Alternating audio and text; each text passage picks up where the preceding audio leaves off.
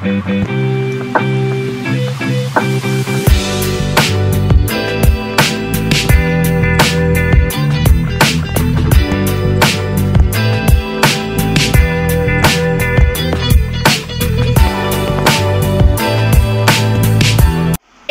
আমাদের লাগবে তরমুজের খোসা। এটা আমরা ভালো করে পরিষ্কার করে কেটে নিয়েছি, তারপর গ্রেটারে ঘষে নিচ্ছি। আপনারা দেখুন,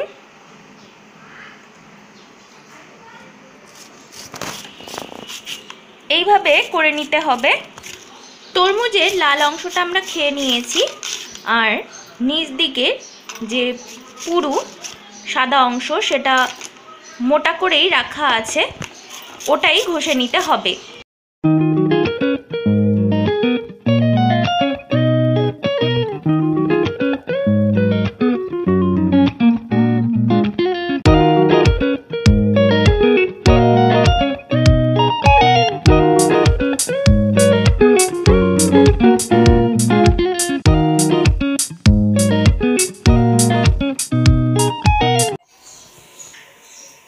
আমরা সমস্ত ইনগ্রেডিয়েন্টস জোগাড় করে নিয়েছি।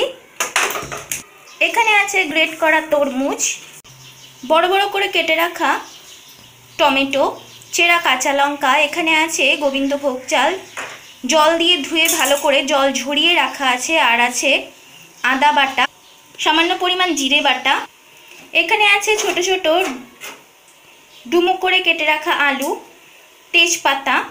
আর গোবিন্দভোগ চালটা আমরা প্রথমে শুকনো কড়াইতে রোস্ট করে নিয়ে তারপর জলে ভিজিয়ে জল ঝরিয়ে রাখা। রান্না শুরু করব, তাই গ্যাসে কড়াই বসিয়ে আমরা অনেকটা পরিমাণ তেল দিয়ে দিয়েছি। ফোড়নে দিয়েছি গোটা জিরে, ডুমো করে কেটে রাখা আলুগুলো ফ্রাই করে নিচ্ছি। ফোড়নে দিলাম তেজপাতা, দিয়ে দিলাম চালগুলো,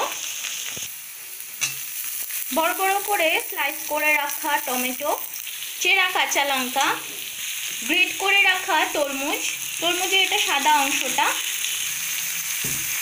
স্বাদ অনুযায়ী নুন,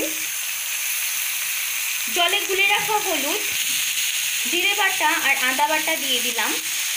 ভালো করে কষিয়ে নেব। মশলাটা দেওয়ার পরে দিয়ে দিলাম বেটে রাখা গরম মশলা, এখানে ছোট এলাচি, লবঙ্গ, দারচিনি আর সামান্য পরিমাণ জায়ফল আছে।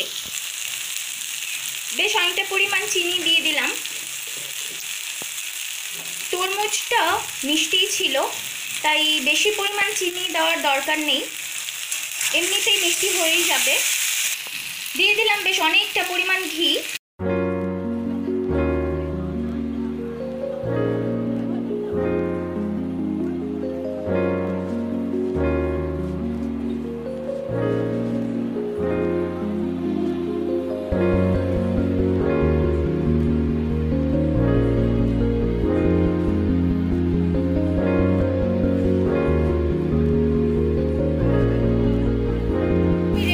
গার্নিশ করে আপনাদের সামনে নিয়ে আসছি।